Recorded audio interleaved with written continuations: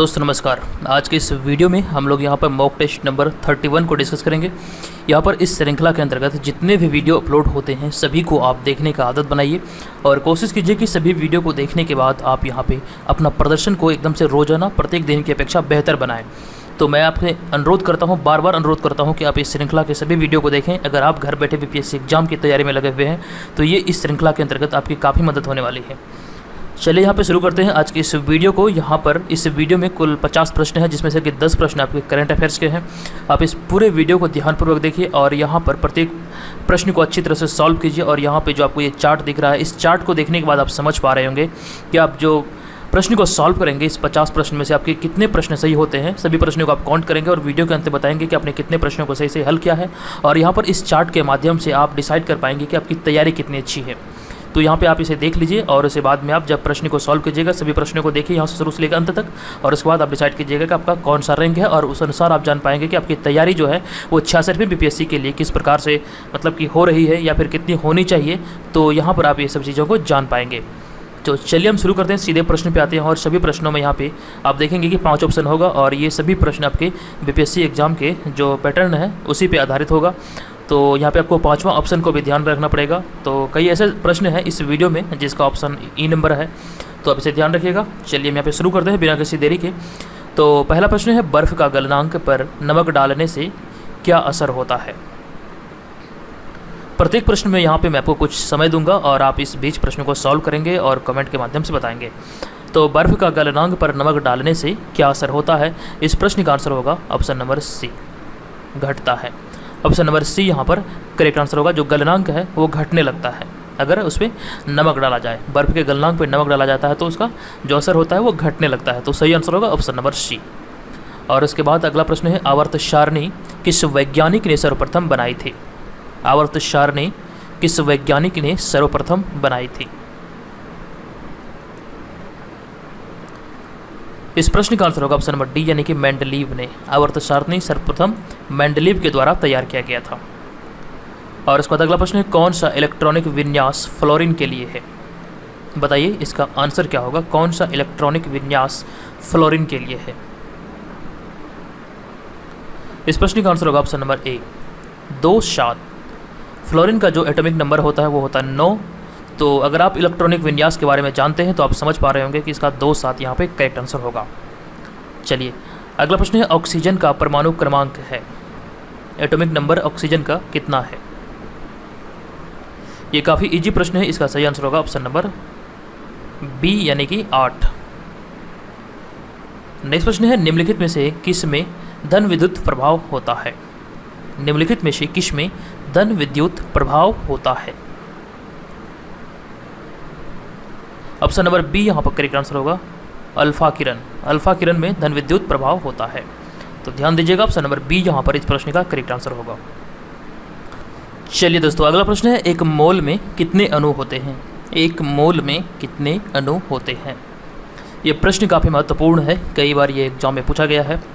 तो बताइए इसका आंसर क्या होगा, एक मोल में कितने अणु होते हैं। 6ठा नंबर प्रश्न का जो सही आंसर होगा ऑप्शन नंबर ए यहाँ पे करेक्ट आंसर होगा। 6.023 इंटू 10⁻23 इसका करेक्ट आंसर होगा। एक मोल में इतने अणु होते हैं। 6.03 गुने 10⁻23। और इसके बाद अगला प्रश्न है, निम्नलिखित में से कौन सा इलेक्ट्रॉनिक विन्यास निष्क्रिय तत्व के लिए है। बताइए इसका आंसर क्या होगा। इलेक्ट्रॉनिक विन्यास से इस वीडियो में 3 प्रश्न डाले गए हैं। तो इलेक्ट्रॉनिक विन्यास के बारे में थोड़ी बहुत जानकारी आप लोग जरूर रख लीजिए, हो सकता है यहाँ से भी प्रश्न आपसे पूछ लिए जाए। तो 7वें नंबर का जो सही आंसर होगा वो ऑप्शन नंबर सी होगा। निष्क्रिय तत्व के लिए इलेक्ट्रॉनिक विन्यास ऑप्शन नंबर सी 288 हो सकता है। ऑप्शन नंबर सी यहाँ पर करेक्ट आंसर होगा। और उसके बाद अगला प्रश्न है, 6ठे आवर्त में कितने तत्व को रखा गया है। आवर्त सारणी जो है, तो प्रश्न पूछा जा रहा है कि 6ठे आवर्त में कितने तत्व को रखा गया है। तो 6ठे आवर्त में 32 तत्व को रखा गया है। ऑप्शन नंबर ए यहाँ पर करेक्ट आंसर होगा। ध्यान दीजिएगा, option number A is the right answer of this question. और उसके बाद अगला प्रश्न है, किस वैज्ञानिक ने गामा किरण की खोज की थी। किस वैज्ञानिक ने गामा किरण की खोज की थी। बताइए इसका आंसर क्या होगा। तो देखिए यहाँ पे गामा किरण की बात आई है, तो इसका जो खोज किया गया था, सबसे पहले जान लीजिए इसका आंसर होगा ऑप्शन नंबर ई, इनमें से कोई नहीं उपयुक्त में से एक से अधिक वाला सेक्शन यहाँ पे, यानी कि ऑप्शन नंबर ई सही होगा। और इसके अंतर्गत उपयुक्त में से एक से अधिक वाला सेक्शन यहाँ पे करेक्ट होगा, क्योंकि इस प्रश्न में पूछा जा रहा है कि किस वैज्ञानिक ने गामा किरण की खोज की थी। तो यहाँ पे जो हमारा आंसर होगा वो बी और डी दोनों होगा। गामा किरण की खोज में ये दोनों का श्रेय है रदरफोर्ड और हेनरी बेकुरल। तो ये दोनों यहाँ पे हमारा ऑप्शन में है, तो ये दोनों यहाँ पे हमारा करेक्ट आंसर होगा। गलती ना कीजिएगा, यहाँ पे दोनों इसका करेक्ट आंसर होगा। तो हेनरी बेकुरल और रदरफोर्ड दोनों ने मिलकर गामा किरण की खोज की थी। ऑप्शन नंबर ई यहाँ पर इस प्रश्न का करेक्ट आंसर होगा। और उसके बाद अगला प्रश्न है, पानी में हाइड्रोजन और ऑक्सीजन के भार का अनुपात क्या होता है? पानी में हाइड्रोजन और ऑक्सीजन के भार का अनुपात क्या होता है? तो इस प्रश्न का आंसर होगा ऑप्शन नंबर सी, यानी कि 1:8, यानी कि 1:8। हाइड्रोजन और ऑक्सीजन का जो अनुपात होता है पानी में वो होता है 1:8। आप इसे ध्यान रखिएगा, सबसे पहले हाइड्रोजन है तो 1:8 होगा, अगर ऑक्सीजन रहता पहले तो 8:1 होता। इस बात को आप बिल्कुल यहाँ पे ध्यान रखिएगा। ये छोटी छोटी गलती ही आपका प्रश्न को गलत करवाता है। तो यहाँ पर आप ये सभी चीज़ों को समझ पाएंगे। और यहाँ पे हम बात करेंगे हमारे टेस्ट सीरीज़ के पीडीएफ के बारे में। जो भी टेस्ट सीरीज़ का आयोजन किया जा रहा है चैनल के माध्यम से, आप सभी को ये वीडियो कैसा लगता है आप लोग बताते हैं। और यहाँ पे देखिए, इस टेस्ट सीरीज़ के अंतर्गत जो पीडीएफ आपको दिए जाते हैं वो आप पीडीएफ कैसे प्राप्त कर सकते हैं अगर आपको नहीं मिल रहा है। जो लोग को मिल रहा है तो वो निरंतर इसको बनाते हैं, सॉल्व करते हैं और पेड मेंबर के साथ अपना प्रतिस्पर्धा में भाग लेते हैं। तो आपसे रिक्वेस्ट है कि अगर आप ज्वाइन करना चाहते हैं तो बेशक ज्वाइन कीजिए। यहाँ पर आपको स्क्रीन पर लिखा मिल रहा होगा कि अगर आप भी 6 सर्विस बीपीएससी की तैयारी में लगे हुए हैं और परीक्षा में शामिल होना चाहते हैं और इसी तरह के पीडीएफ चाहते हैं जो आपको परीक्षा में सफलता की ओर ले जाएगा, तो आप भी हमारे पेड ग्रुप को ज्वाइन करें। पेड ग्रुप से ज्वाइन करने के लिए तमाम जानकारियाँ आपको इस वीडियो के डिस्क्रिप्शन में भी दी गई है और यहाँ पे भी आपको स्क्रीन पर दिख रहा है कि ये जो व्हाट्सअप नंबर है इस पर आप पेड लिखकर मैसेज करें और केवल 49 रुपये पे करके इस श्रृंखला के अंतर्गत आने वाले सभी वीडियो का पीडीएफ एकदम से प्राप्त करेंगे। जो पीडीएफ होंगे वो एकदम से 66वें बीपीएससी तक रेगुलर आते रहेंगे। तो आप इस बात का ध्यान रखें, अगर आप जुड़ना चाहें तो केवल 49 रुपये में जुड़ सकते हैं। इसका डेमो पीडीएफ 30 पीडीएफ आपको यहाँ पे इस वीडियो के डिस्क्रिप्शन में दिया गया है, आप वहाँ से डाउनलोड करके इसका देख सकते हैं। डेमो इस प्रकार से होगा। 1500 प्रश्न वाला एक पीडीएफ है इस वीडियो के डिस्क्रिप्शन में, आप वहाँ पर जाके इसे डाउनलोड कर लीजिए। चलिए अगला प्रश्न, निम्न में से जलीय वनस्पति कौन सी है? सूर्यमुखी, केसु एरिना, कैक्टस या फिर कमल? निम्न में से जलीय वनस्पति कौन सी है? इस प्रश्न का आंसर होगा ऑप्शन नंबर डी। जलीय वनस्पति की बात कर रहा तो ऑप्शन नंबर डी यहाँ पर करेक्ट आंसर होगा। कमल इस प्रश्न का करेक्ट आंसर है। चलिए उसके बाद हम आगे बढ़ेंगे। अगला प्रश्न है, दूसरे वृक्ष की शाखा पर उगने वाली वनस्पति निम्नलिखित में से कौन सी है? दूसरे वृक्ष की शाखा पर उगने वाली वनस्पति निम्नलिखित में से कौन सी है? इस प्रश्न का आंसर होगा ऑर्किड, यानी कि ऑप्शन नंबर ए यहाँ पर करेक्ट आंसर होगा। ऑर्किड ये दूसरे वृक्ष की शाखा पर उगने वाली वनस्पति है। नेक्स्ट प्रश्न है, प्याज के कोश में कितने गुणसूत्र होते हैं? प्याज के कोश में कितने गुणसूत्र होते हैं? तो दोस्तों इस प्रश्न का आंसर होगा ऑप्शन नंबर बी, यानी कि 16 गुणसूत्र होते हैं प्याज के कोश में। ऑप्शन नंबर बी यहाँ पर करेक्ट आंसर होगा। और इसके बाद अगला प्रश्न है, प्रकाश संश्लेषण में किसकी ज़रूरत नहीं होती है? प्रकाश संश्लेषण में किसकी ज़रूरत नहीं होती है? तो यहाँ पे देखिए, सूर्य का प्रकाश आवश्यक होता है प्रकाश संश्लेषण के लिए। CO2 यानी कि कार्बन डाइऑक्साइड ये भी आवश्यक है। उसके बाद हरित कणक यानी कि जो क्लोरोफिल होता है ये भी आवश्यक है, बल्कि हमारा ऑप्शन नंबर डी यहाँ पे करेक्ट आंसर होगा। C2 ये प्रकाश संश्लेषण की क्रिया के लिए आवश्यक तत्व नहीं है। तो ध्यान दीजिएगा, इसका आंसर होगा ऑप्शन नंबर डी। और उसके बाद अगला प्रश्न है, श्वसन में किसका संपूर्ण ऑक्सीकरण होता है? श्वसन के दौरान जो सांस लेने और सांस छोड़ने की प्रक्रिया है उसे श्वसन की क्रिया कहा जाता है। तो आपसे प्रश्न पूछा जा रहा है कि श्वसन में किसका संपूर्ण ऑक्सीकरण होता है? तो सभी ऑप्शन को देखिए, इसका जो सही आंसर होगा श्वसन के दौरान जो संपूर्ण ऑक्सीकरण होता है ये ग्लूकोज का होता है। तो ध्यान रखिएगा, ग्लूकोज इस प्रश्न का करेक्ट आंसर होगा। ग्लूकोज जो होता है ये हमें इंस्टेंट एनर्जी प्रदान करता है, इस बात का भी आप ध्यान रखिएगा। और उसके बाद अगला प्रश्न है, सूर्य ऊर्जा का कितने प्रतिशत हरी वनस्पतियाँ ग्रहण करती है? यहाँ पे देखिए हरी गलत लिखा गया है, तो इसे आप इग्नोर कीजिएगा। आप समझिए कि सूर्य ऊर्जा का कितने प्रतिशत हरी वनस्पतियाँ जो प्रकाश संश्लेषण की क्रिया होती है उसके दौरान सूर्य ऊर्जा का कितना प्रतिशत ऊर्जा को मतलब कि ग्रहण किया जाता है हरी वनस्पतियों के द्वारा?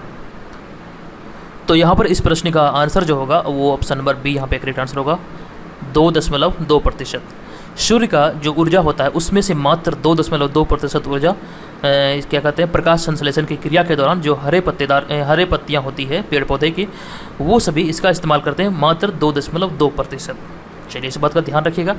चलिए अगला प्रश्न है, कौन सा अंग पचाए हुए भोजन में से जहरीले द्रव्य को खींच लेता है? कौन सा अंग, वो अंग का नाम बताना है जो भोजन में से जहरीले पदार्थ को खींच लेता है, जहरीले द्रव्य को खींच लेता है। 17 नंबर प्रश्न काफ़ी महत्वपूर्ण है। इस प्रश्न का आंसर बताइए, इसका आंसर क्या होगा? तो इस प्रश्न का आंसर होगा ऑप्शन नंबर डी, यानी कि यकृत। ऑप्शन नंबर डी यहाँ पर करेक्ट आंसर होगा। जो भोजन ग्रहण किया जाता है उसमें जो भी जहरीले पदार्थ होते हैं उसे यकृत के द्वारा सोख लिया जाता है। सही आंसर है ऑप्शन नंबर डी। अगला प्रश्न है, अफ्रीका की मूल प्रजाति कौन सी है? काफ़ी महत्वपूर्ण प्रश्न है। अफ्रीका की मूल प्रजाति इनमें से कौन सी है? 18 नंबर प्रश्न, इसका आंसर हो जाएगा निग्रोइड। ऑप्शन नंबर बी यहाँ पे करेक्ट आंसर होगा। निग्रोइड अफ्रीका की मूल प्रजाति है। यहाँ पे ऑप्शन नंबर सी में आपको रेड इंडियन दिख रहा है। रेड इंडियन अमेरिका के मूल प्रजाति है, मूल निवासी हैं। सही आंसर है यहाँ पे निग्रोइड, यानी कि अफ्रीका के बारे में पूछा जा रहा था, तो अफ्रीका का ऑप्शन नंबर बी ही होगा, निग्रोइड। चलिए उसके बाद हम आगे बढ़ेंगे। अगला प्रश्न है, यांत्रिक घड़ी की टेक्नोलॉजी जो कि 1725 ईस्वी के आसपास किस देश ने विकसित की थी? यांत्रिक घड़ी की टेक्नोलॉजी 1725 ईस्वी के आसपास किस देश ने विकसित की थी? इस प्रश्न का आंसर होगा ऑप्शन नंबर ए, चीन ने। 1725 के आसपास चीन ने इसे विकसित किया था। ध्यान दीजिएगा, ऑप्शन नंबर ए यहाँ पर करेक्ट आंसर होगा।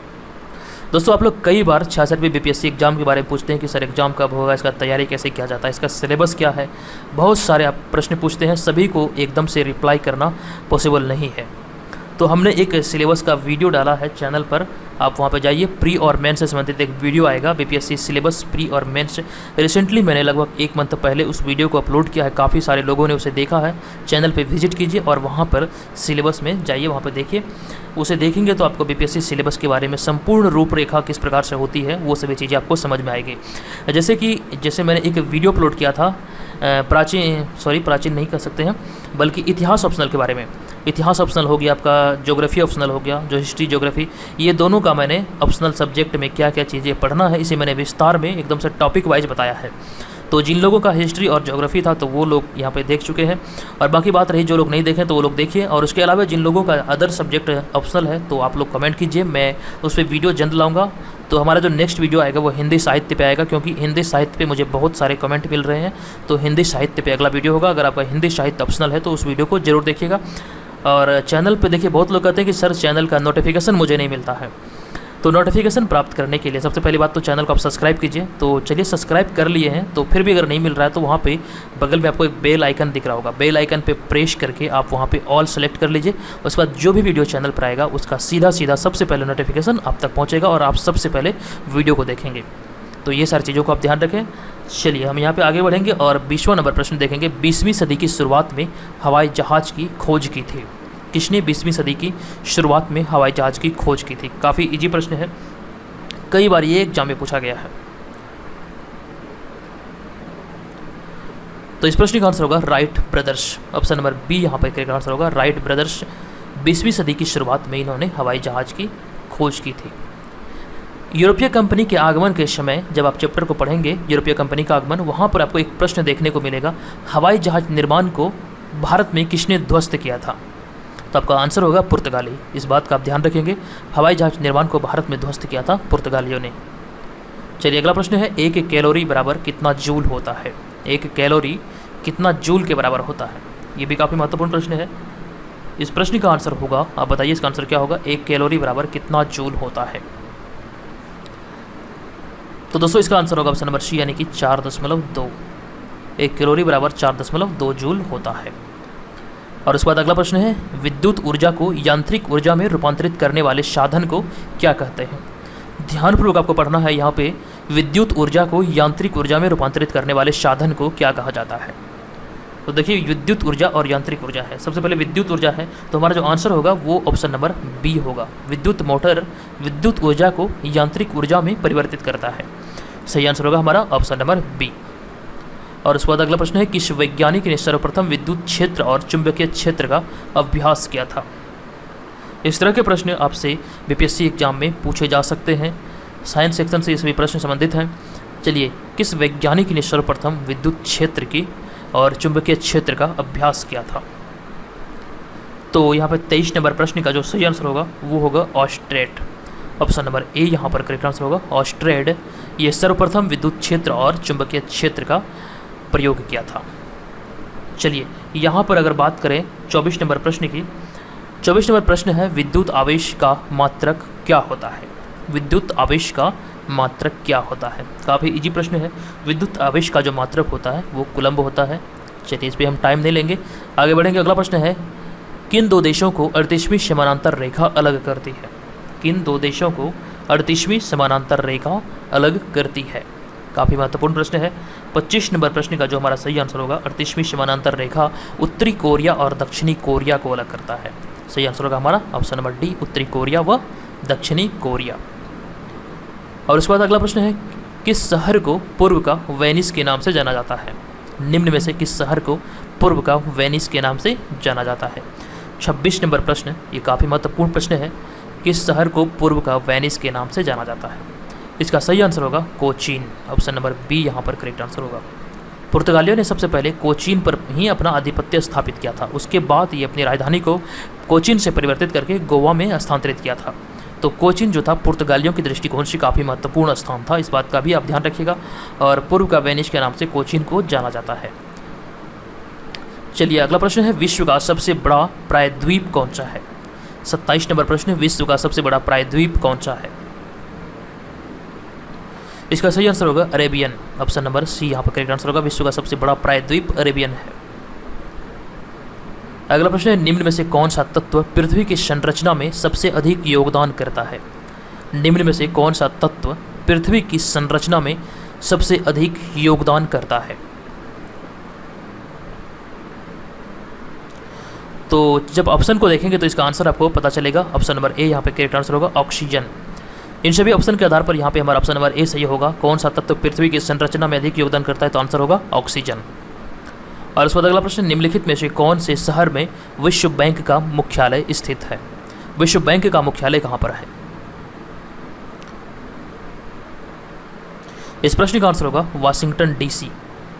ऑप्शन नंबर ए यहाँ पर करेक्ट आंसर होगा, विश्व बैंक का मुख्यालय वाशिंगटन डीसी में है, अमेरिका में। और उसके बाद अगला प्रश्न है 30वां नंबर प्रश्न, ये भी काफ़ी महत्वपूर्ण प्रश्न है। सरिस्का एवं रणथंभौर किस विशेष प्राणी का संरक्षण स्थल है? सरिस्का एवं रणथंभौर किस विशेष प्राणी का संरक्षण स्थल है? 30 नंबर प्रश्न, इस प्रश्न का आंसर होगा हमारा ऑप्शन नंबर सी, ये बाघ का संरक्षण स्थल है। सही आंसर होगा हमारा ऑप्शन नंबर सी, यानी कि बाघ का। और उसके बाद अगला प्रश्न है, किस शहर में केंद्रीय चावल अनुसंधान संस्थान स्थित है? किस शहर में केंद्रीय चावल अनुसंधान संस्थान स्थित है? 31 नंबर प्रश्न का हमारा सही आंसर होगा ऑप्शन नंबर डी, यानी कि कटक में। केंद्रीय चावल अनुसंधान संस्थान कटक में स्थित है। हर वीडियो की तरह यहाँ पे मैं आपसे एक प्रश्न पूछ रहा हूँ, इस वीडियो में भी आपको बताना है कि कटक किस राज्य में पड़ता है। कटक किस राज्य में पड़ता है? कमेंट बॉक्स में कमेंट करके जरूर बताइएगा।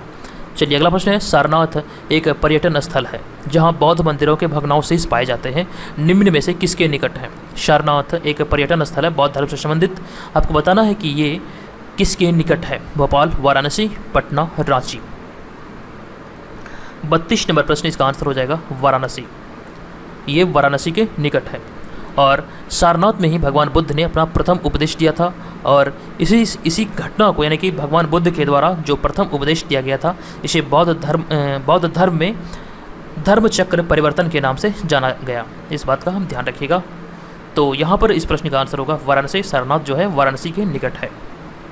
और उसके बाद अगला प्रश्न है 33 नंबर प्रश्न, ये भी काफ़ी महत्वपूर्ण प्रश्न है। यदि बैरोमीटर का मापन एकदम तेज़ी से गिरना शुरू हो जाए तो मौसम कैसी होगी? बैरोमीटर का मापन अगर एकदम तेज़ी से गिरना शुरू हो जाए तो मौसम कैसी होगी? 33 नंबर प्रश्न, इस प्रश्न का आंसर होगा अति तूफानी या अति आंधी, यानी कि तेज़ तूफान और तेज़ तूफान या तेज़ आंधी आने की संभावना हो सकती है अगर बैरोमीटर का मापन एकदम से तेज़ी से गिरना शुरू करता है, यानी कि मौसम एकदम से तुरंत खराब होने वाली है, ये दर्शाता है। चलिए, अगला प्रश्न, निम्नलिखित में से कौन सा विश्व का सबसे बड़ा रेल मार्ग है? बताइए इसका आंसर क्या होगा। निम्न में से कौन सा विश्व का सबसे बड़ा रेल मार्ग है? Canadian Pacific, Union Pacific, trans Siberian, Cape काहिरा रेल मार्ग। इस प्रश्न का हमारा आंसर होगा 34 का, निम्नलिखित में से कौन सा विश्व का सबसे बड़ा रेल मार्ग है? इसका आंसर होगा ट्रांस साइबेरियन। ट्रांस साइबेरियन रेल मार्ग ये विश्व का सबसे बड़ा रेल मार्ग है। चलिए अगला प्रश्न है, विश्व का सबसे बड़ा रबड़ उत्पादक देश कौन सा है? विश्व का सबसे बड़ा रबड़ उत्पादक देश कौन सा है? इस प्रश्न का आंसर होगा ऑप्शन नंबर बी यानी कि थाईलैंड। विश्व का सबसे बड़ा रबर उत्पादक देश है थाईलैंड। और अगर भारत के राज्य की बात करें तो भारत के राज्य में केरल का स्थान पहला है। केरल जो है रबर उत्पादन में सबसे प्रथम स्थान पर है, तो आप ये भी ध्यान रखिएगा। विश्व की बात करेगा तो थाईलैंड, और भारत में राज्य की बात करेगा तो केरल। अगला प्रश्न है, निम्न में से कौन सा सबसे बड़ा औद्योगिक प्रदेश है? सभी ऑप्शन को देखिए और उसके बाद डिसाइड कीजिए कि कौन सा सही होगा। निम्न में से कौन सा सबसे बड़ा औद्योगिक प्रदेश है? तो यहाँ पर 36 नंबर प्रश्न का हमारा आंसर होगा हुगली औद्योगिक क्षेत्र। व्यापार के दृष्टिकोण से जो हुगली क्षेत्र है ये काफ़ी प्रचलित था यूरोपीय कंपनी के आगमन के समय में भी, और तभी से ये औद्योगिक क्षेत्र काफ़ी एकदम से सबसे बड़ा औद्योगिक क्षेत्र है, और यहाँ पे व्यापार वाणिज्य का काफ़ी ज़्यादा संभावना है। और ये हुगली जो है, ये हुगली एक नदी का नाम है, और ये कलकत्ता जो शहर है ये हुगली नदी के किनारे बसा हुआ है। आप इस बात का ध्यान रखिएगा। चलिए अगला प्रश्न है, मैग्नेटाइट, हेमेटाइट, लिमोनाइट और सीडेराइट किसका अयस्क है? मैग्नेटाइट, हेमेटाइट, लिमोनाइट और सीडेराइट किसका अयस्क है? 37 नंबर प्रश्न, इस प्रश्न का आंसर हो जाएगा हमारा ऑप्शन नंबर सी, ये लोहा का अयस्क है। एक बार फिर से जान लीजिए, मैग्नेटाइट, हेमेटाइट, लिमोनाइट, सीडेराइट ये लोहा का अयस्क है, जबकि एल्युमिनियम का अयस्क जो होता है ये बॉक्साइट होता है। तो इस बात का भी आप ध्यान रखिएगा। चलिए अगला प्रश्न है, मिसिसिपी और मिसौरी क्या है? मिसिसिपी और मिसौरी क्या है? 38 नंबर प्रश्न, मिसिसिपी और मिसौरी क्या है? ये काफ़ी महत्वपूर्ण प्रश्न है। इस प्रश्न का हमारा आंसर होगा ऑप्शन नंबर बी। चलिए, मिसिसिपी और मिसौरी जो है ये यूएसए की दो नदियां और राज्यों के नाम है। ये यूएसए की दो नदियों और राज्यों के नाम है, मिसिसिपी और मिसौरी। और इसके बाद अगला प्रश्न है, भूमि प्रकारों के उद्गम, विकास व विशेषताओं का अध्ययन क्या कहलाता है? भूमि प्रकारों के उद्गम, विकास एवं विशेषताओं का अध्ययन क्या कहलाता है? 39 नंबर प्रश्न, इस प्रश्न का आंसर होगा हमारा ऑप्शन नंबर डी यानी कि जियोमार्फोलॉजी। जियोमार्फोलॉजी इस प्रश्न का करेक्ट आंसर होगा। भूमि प्रकारों के उद्गम, विकास व विशेषताओं का अध्ययन जियोमार्फोलॉजी कहलाता है। तो उसके बाद अगला प्रश्न है, दैनिक परास क्या होता है? काफ़ी महत्वपूर्ण प्रश्न है, रेलवे के दृष्टिकोण से भी यह प्रश्न महत्वपूर्ण है। दैनिक परास क्या होता है? 40 नंबर प्रश्न, इस प्रश्न का जो हमारा आंसर होगा, एक बार पहले सबसे ऑप्शन को देख लीजिए, उसके बाद मैं आंसर बताऊंगा। दैनिक परास क्या होता है?